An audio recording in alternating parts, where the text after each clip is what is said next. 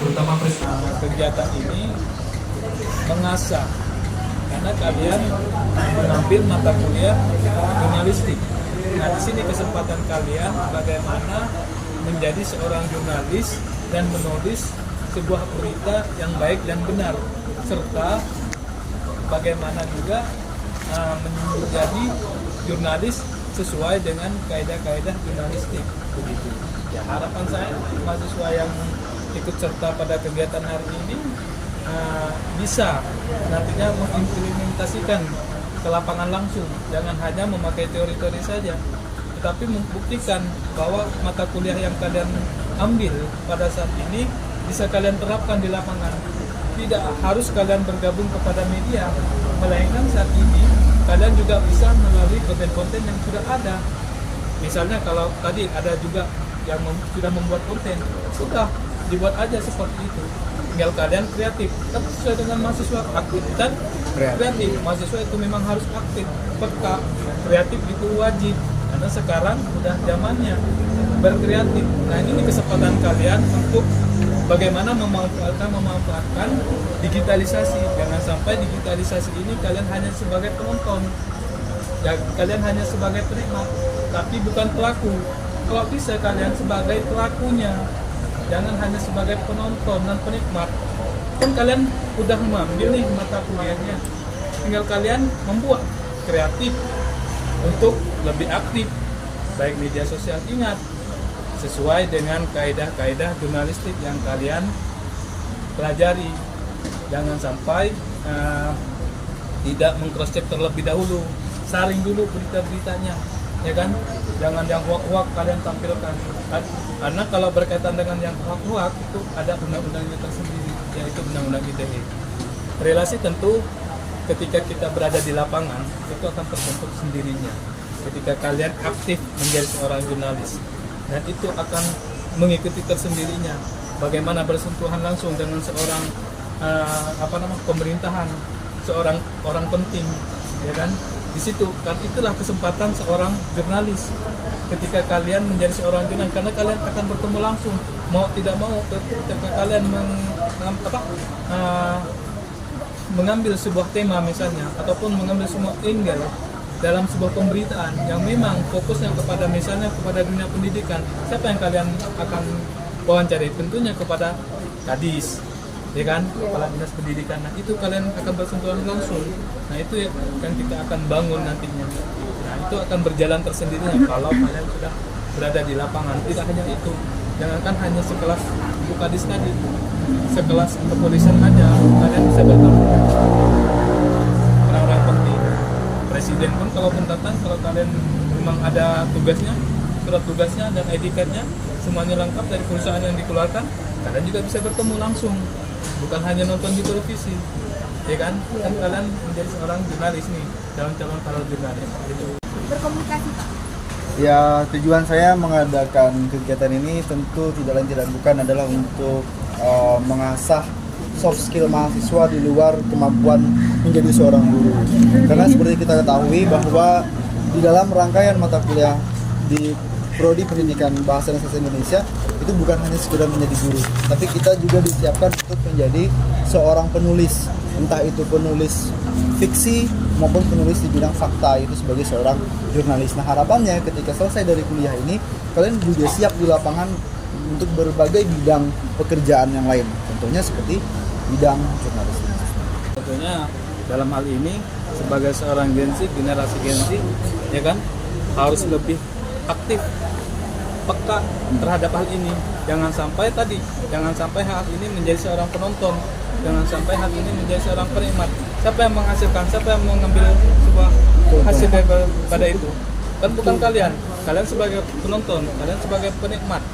Yang menjadi penghasilan itu ya pembuat, pelaku, ya kan? Tidak mungkin sebagai penonton itu bisa mendapat penghasilan di situ, ya pelaku dong. Nah, tentunya harapan saya dengan hal ini kepada Gen Z ini peka terhadap hal ini, digitalisasi. Karena mau tidak mau, suka tidak suka, yang namanya digitalisasi akan terus berkembang, baik secara detik, per jam maupun per hari. Itu akan berubah-ubah. Apalagi saat ini kan setahu saya yang lagi gencar-gencar adalah Facebook Pro, ya kan? Ini bukan hanya sekedar promosi, itu banyak konten-konten yang bisa menghasilkan, juga TikTok. Nah setelah intinya daripada itu, kalian itu tidak hanya mencari sebuah berita, kalian itu bagaimana membrandingkan diri kalian. Banyak kok artis-artis lewat media sosial itu enggak. Ya. Tinggal kalian aja bagaimana peluang-peluang ini kalian itu aplikasikan. Kan kalian sudah belajar nih berkaitan dengan ada mata kuliahnya jurnalistik. Itu momen-momen itu yang kalian harus ambil. Kalau mau kita terjun ke lapangan sama-sama gitu. Kita sama-sama membuat menjadi pelaku. Sampai ya nikmat terus depannya habis-habiskan berarti kota. bisa menjadi menguntungkan diri kita sendiri. Pasti. Iya. Apa kalau kita sebagai saya udah hampir puluhan tahun bekerja seperti ini, Memanfaatkan lah ibaratnya. memanfaatkan ya digitalisasi. Jadi kalau misalnya kalau sudah banyak follower apa segala macam, ya kan sekarang kan yang ditakuti apa? Hah? Follower, di mana banyak follower, di mana banyak Itu ada view, kekuatan. di situ kekuatan kalian. Ya, ini bukan nakut-nakutin, tapi hal itu kalau sudah viral gimana? Bahaya, ya. Nah, ini seperti Powernya itu. di situ. Seperti kalian melihat mungkin di media-media sosial yang sudah beredar kan seperti itu. Gitu sih. Ya harapan saya sih, kalian harus berkolaborasi nih untuk menyatukan bagaimana Satu ini menjadi platform. besar. Kita melihat ke depannya seperti apa, karena memang rencana kita selanjutnya itu rencana dari planning saya adalah bahwa intinya nanti ini bukan hanya sekedar habisnya di mata kuliah, tapi kita memang saya juga bekerja sama dengan Pak Hasanuddin selaku jurnalis Pontianak. Ya, kalian semua mahasiswa di mata kuliah ini bisa turut langsung andil dalam pelaksanaan langsung. Nah, seandainya di dalam beberapa kali pelaksanaan nanti kita membutuhkan kuliah umum, ya tidak ada salahnya kita adakan lagi kuliah umum seperti ini untuk menambah dan proses pengembangan diri lah semakin matang di dunia penulisan jurnalis.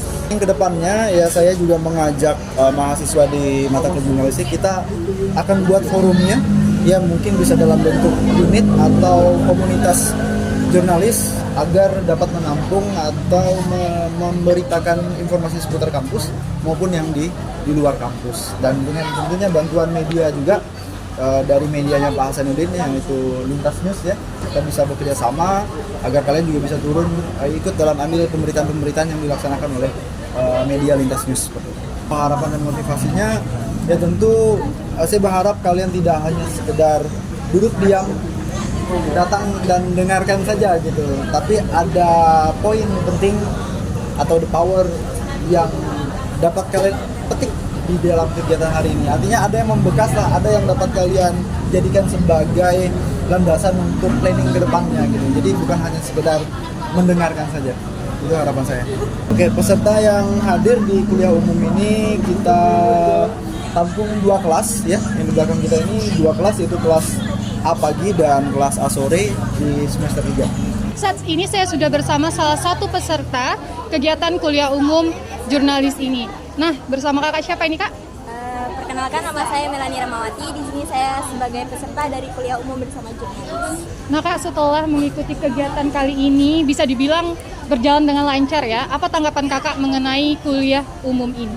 Oke, baik, menurut saya tanggapan saya di sini pasti tanggapan yang positif, karena di mana kuliah umum bersama jurnalis ini sangat dibutuhkan oleh mahasiswa program studi pendidikan bahasa dan sastra Indonesia, khususnya di mata kuliah jurnalis. Karena dengan adanya kegiatan kuliah umum ini kita bisa dapat sama-sama belajar tentang bagaimana menjadi seorang jurnalis, apa saja yang dibutuhkan menjadi seorang jurnalis. Nah, Kak, kegiatan kali ini kan dilakukan di luar kampus ya. Apakah lebih menyenangkan atau bagi kakak bagaimana? Oke, jadi menurut saya dengan adanya kuliah umum dilaksanakan di luar kampus atau di luar kelas, ini menurut saya lebih menyenangkan, karena menurut saya kalau cuma di dalam kelas itu membosankan. Baik Kak, terima kasih ya atas waktunya. Ini terhadap pantauan